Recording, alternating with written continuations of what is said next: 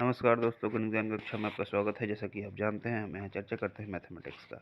आइए हम आज पढ़ते हैं ट्रिगोनोमेट्री। तो इससे पहले हमें जानना होगा मेजरमेंट ऑफ एंगल।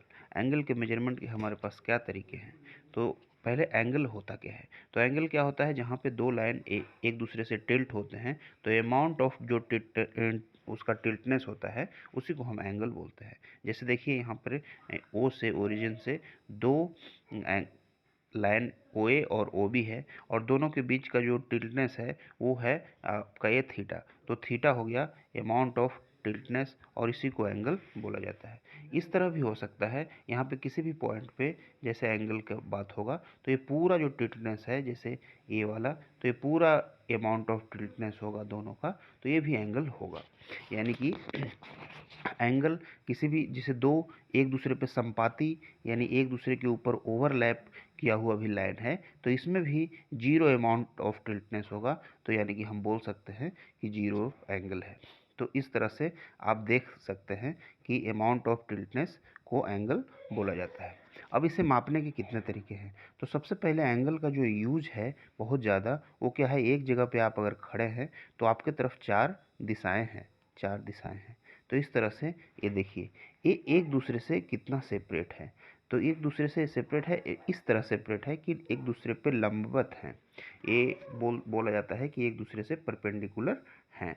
तो इस तरह आप देख सकते हैं ये अमाउंट ऑफ टिल्टनेस कितना ज़्यादा है, और यही अमाउंट ऑफ टिल्टनेस है, ये राइट एंगल कहलाता है, यानी कि राइट एंगल। अब मापने का तरीका जो है, इस राइट एंगल को कोई डिग्री में मापता है। तो डिग्री में जब मापता है तो उसे 90 डिग्री बोलते हैं। जैसे ये एक राइट एंगल हो गया 90 डिग्री। इसे कोई ग्रेड में मापता है। जब ग्रेड में मापता है तो यही जो 90 डिग्री है ये 100 ग्रेड हो जाएगा, यानी कि ये टोटल 100 में मापा जाएगा। यानी कि D/9 जो है वो हो जाएगा D/9 है वही हो जाएगा D/9 G/10 हो जाएगा। यानी ग्रेड में 100 grade is equal to 90 degree. तो इस तरह से हमने दो पद्धति देखा, डिग्री और ग्रेड, और दोनों के बीच रिलेशन देखा। दोनों के बीच रिलेशन क्या है, तो रिलेशन यही है दोनों के बीच कि D/90 जो डिग्री में होता है वही ग्रेड में 100 हो जाता है। यानी 90 degree is equal to 100 grade. तो इस तरह हमारा एक रिलेशन बन जाता है कि D/90 is equal to G/100। अब आगे देखिए, हम देखते हैं एक जो प्रचलित उतना नहीं है लेकिन उपयोग में आता है, जहाँ पर भी एंगल को फ्रैक्शन वैल्यू देना होता है, वहाँ पे रेडियन हमारा यूज होता है। और रेडियन क्या है, तो रेडियन क्या है, अमाउंट ऑफ टिल्टनेस जो है वो देखिए इस प्रकार से हम अमाउंट ऑफ टिल्टनेस को एंगल जब देते हैं रूप, तो ये टिल्टनेस क्या है, तो ये सामने जितना ये सेपरेट होगा उतना ज़्यादा। अब देखिए यहीं पे इसको, इस आर को, ये मान लिया आर दूरी पे है ओ से, तो इस आर को अगर हम स्थिर रखें और ये बढ़ाते जाएं, ये ऐसे बढ़ा देंगे तो इसका वैल्यू अमाउंट ऑफ टिल्टनेस बढ़ जाएगा।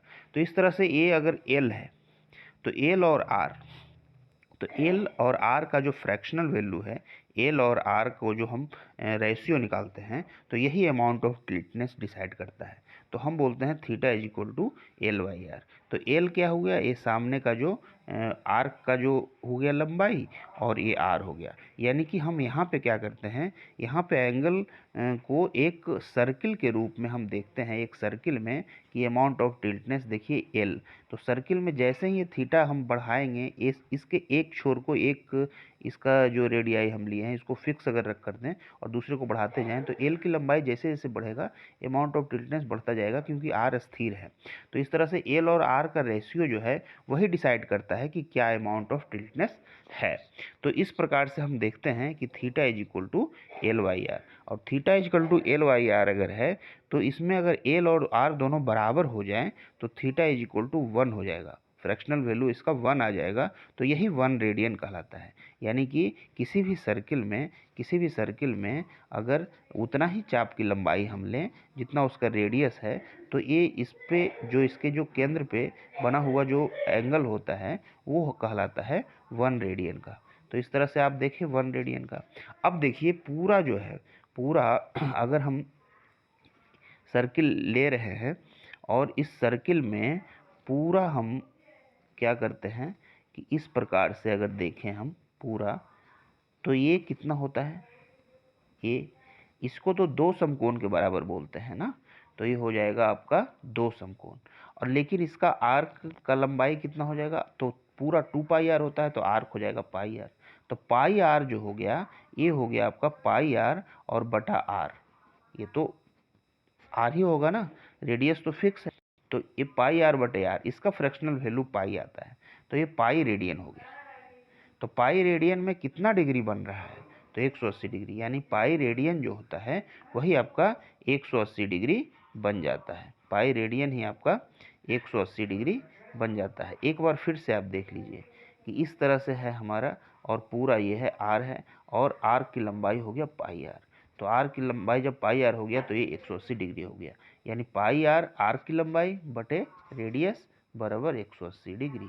तो पाई रेडियन हो गया आपका 180 डिग्री। इस तरह आप देख सकते हैं, यानी पूरा जो सर्किल का होगा वो 2 पाई रेडियन होगा। 2 पाई रेडियन हो जाएगा आपका 360 डिग्री। अब इससे हम रेशियो निकाल सकते हैं सारा फ्रैक्शनल वैल्यू। जैसे 90 डिग्री है तो 90 डिग्री हो जाएगा आपका, पाई 180 होता है तो पाई बटे 2 रेडियन हो जाएगा। इस तरह से पाई का वैल्यू क्या होता है, 3.142, इस तरह से आगे बढ़ता जाता है, या फिर 22/7 भी लिख सकते हैं। इस तरह 180 डिग्री क्या हो जाएगा, ए हो जाएगा पाई रेडियन। इस तरह 360 डिग्री क्या हो जाएगा, ए हो जाएगा 2 पाई रेडियन। इस तरह आपका सारा बढ़ता जाएगा। 45 डिग्री लिखेंगे तो हो जाएगा पाई बाई 2 है ये, तो पाई बाई 4 हो जाएगा।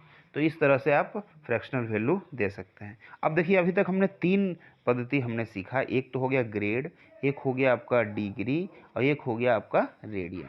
अब तीनों के बीच रिलेशन क्या हो गया, तो d/90 is equal to g/100। अब इज इक्वल टू क्या होगा, 90 डिग्री 100 ग्रेड, और उसमें क्या होगा, उसमें होता है पाई बाई 2, तो हो जाएगा c/पाई/2, तो 2 ऊपर चला जाएगा, 2c/पाई। तो ये रिलेशन आपका तीनों में हो गया, रेडियन, ग्रेड और आपका डिग्री में। d/90 is equal to g/100 is equal to 2c/पाई, और ये हमने करके देखा है। तो इस तरह से आप आज मेजरमेंट ऑफ एंगल आपने देखा कि किस प्रकार से एंगल को डिग्री, ग्रेड और रेडियन में मेजर करते हैं।